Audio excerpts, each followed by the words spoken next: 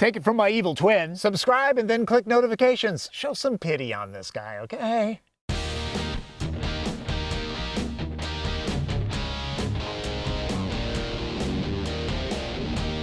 Americans love pickups, no denying that. The three most popular vehicles sold in the U.S. are F-150, Ram, and Silverado, respectively. Those are large. The Ford Ranger is, well, smaller, a midsize. Really, there aren't any small ones sold in the U.S. any longer, like the old Ranger. People use pickups as family vehicles these days. This one feels like a small crossover. Keep in mind, Ranger's length and width are pretty close to a 1970s F-Series. That's how much full-sized pickups have grown. In urban areas, a truck this size is more relaxing to drive and park, especially in structures. It seems many buyers agree sales in this segment are growing. For a while there, the pickings were kind of slim in the mid-size pickup market, and the segment was completely owned by the Japanese brands, Ridgeline, Tacoma, Frontier. The American brands figured for about the same price, people are just going to buy a full-size pickup. Obviously, they've wised up because we now have the Chevy Colorado, the GMC Canyon, the new Ford Ranger, and rumor has it, FCA is working on a new Dakota. Maybe it'll use the architecture found under Jeep Gladiator, another new mid-sized offering, but that's all speculation. So is a U.S. Ranger Raptor. For now, off-road enthusiasts might want to look at this FX4 model. On a four-wheel drive Ranger, the $1,300 package adds off-road monotube shocks, off-road tires, electronic locking rear differential, skid plates for the steering motor, transfer case, and fuel tank, plus a front bash plate, that's Ford's description, not mine, pitch, roll, and steering angle information as well, terrain management too.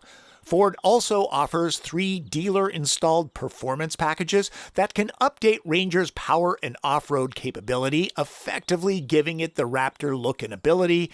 But gotta believe a real Raptor would drive sales and increase resale, but that's just me. Ranger is available with a smaller Super Cab with a 6-foot bed or this Super Crew that does the chores with a 5-footer. It's an either-or proposition. Don't complain to me about it. The spray-in liner is part of a $2,000 black appearance package. The tailgate locks and unlocks with the fob. That's nice, but it's not dampened. Max payload for the four-wheel drive Super Cab is 1,650 pounds. There are the usual slots and tie-downs here, nothing exotic, and LED lighting is basic when loading cargo.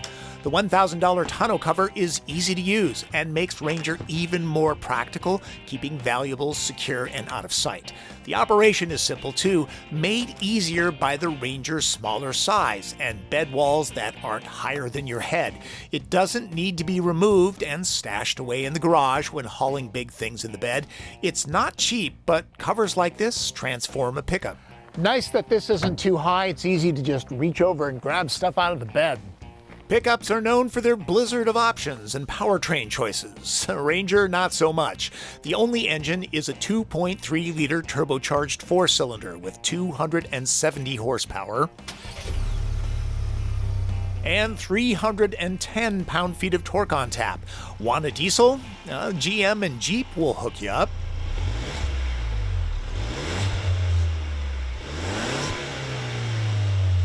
Remember when 10 speeds could only be had on a bicycle? This one's a joint venture between Ford and General Motors. My experience is very positive with the gearbox, though manual shifting is a bit awkward. The part-time four-wheel drive system locks the front and rear axles together in 4 high and 4 low. The rear diff can be locked. There is no all-wheel drive like automatic mode.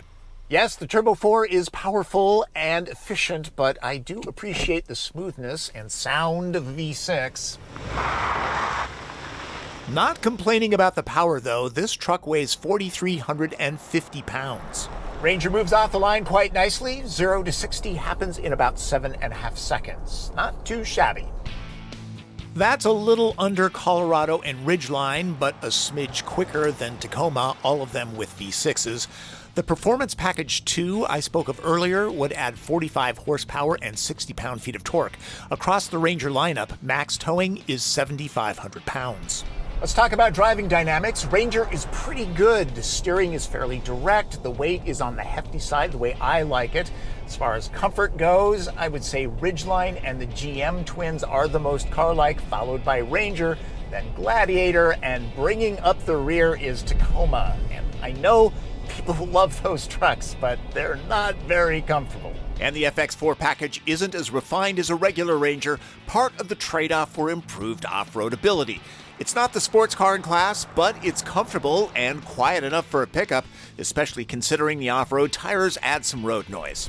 At an EPA-rated average of 22 miles per gallon, the Ranger is the fuel economy champ in class, which kind of surprises me. I figured that it would be the Ridgeline, but no, the Ford beats the Honda by 1 mpg. Overall, I saw around 20 miles per gallon. I tend to drive on the harder side. Ranger, being a pickup, offers a higher ride height. Visibility is good.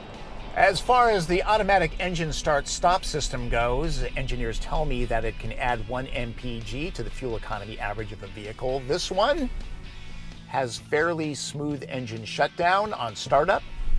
Not too bad. It's easily turned off. You'll probably forget to do that.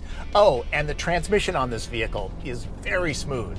I really can't say the same about the brake pedal modulation. There's a certain amount of travel before the calipers bite, and while I didn't measure it, stopping length seemed long. For the safety-minded, automatic emergency braking, lane keep assist, automatic high beams, and blind spot warning with cross-traffic alert and trailer coverage is standard. You'd think 4 high would be the proper mode right now. Yeah. I drove an FX4 at the press launch in California. Ford doesn't consider this to be an extreme off-road package. Well, we designed this product to basically suit the needs of the adventure-seeking person. The person that wants to be able to go mountain biking, the person that wants to go hiking and climbing in the mountains, or even, get up to their snow cabin that's way up in the woods along some twisty mountain snow-covered road. Something that they're not going to do in a Honda Civic. Exactly. So it's going to be basically serve all of their needs, and there will be more capability than is expected from, by far and away, the average customer. It should tackle anything that owners will throw at it, the first owners anyways, because who wants to bash up a shiny, expensive new vehicle? I know I don't have that kind of disposable income.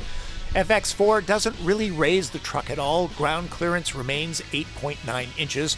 The tires have plenty of grip. The suspension soaks up rocks and ruts, plus it's part Labrador. Get a snorkel for anything deeper. Ranger has something called trail control to make crawling on rough stuff easier. Think of it as low-speed off-road cruise control. No need to touch the pedals. Toyota has something similar, crawl control. The Ford system is significantly smoother.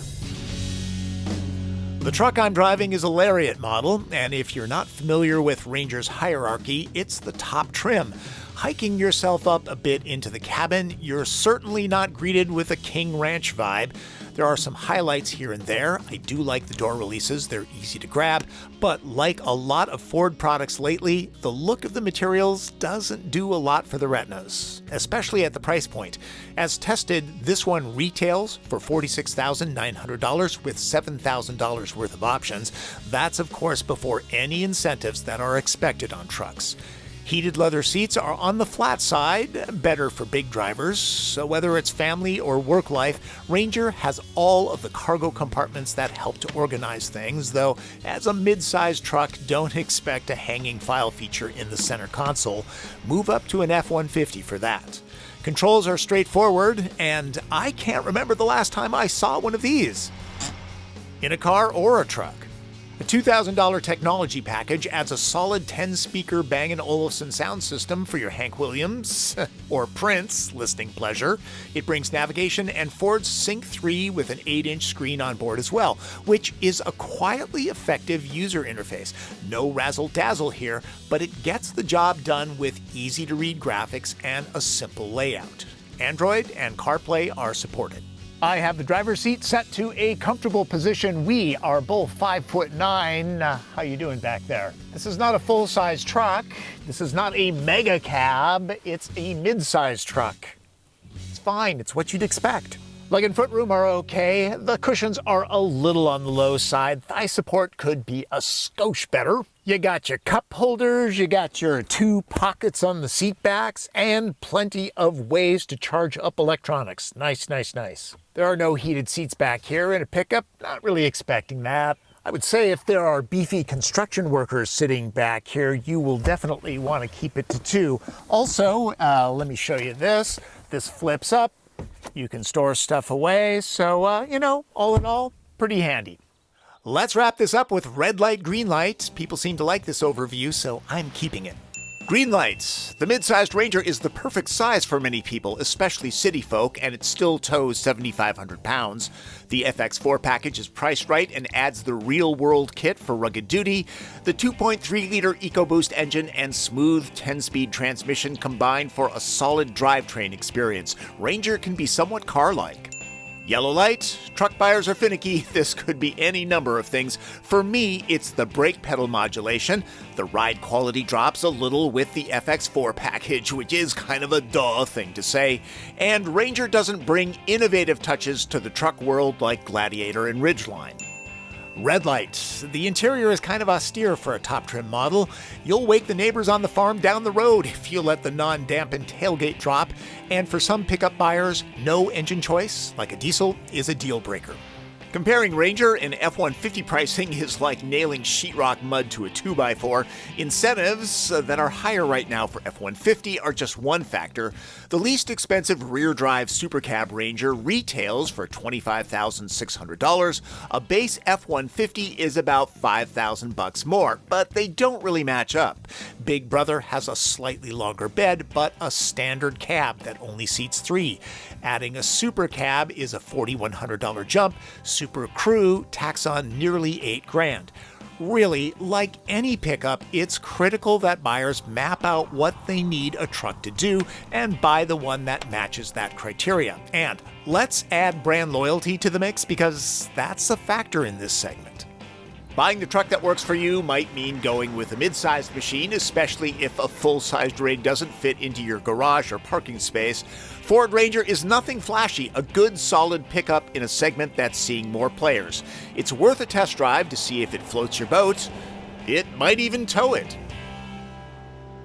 In addition to the growing list of mid-sized players, understand that the Nissan Frontier got a new powertrain this year and gets a full redesign next year.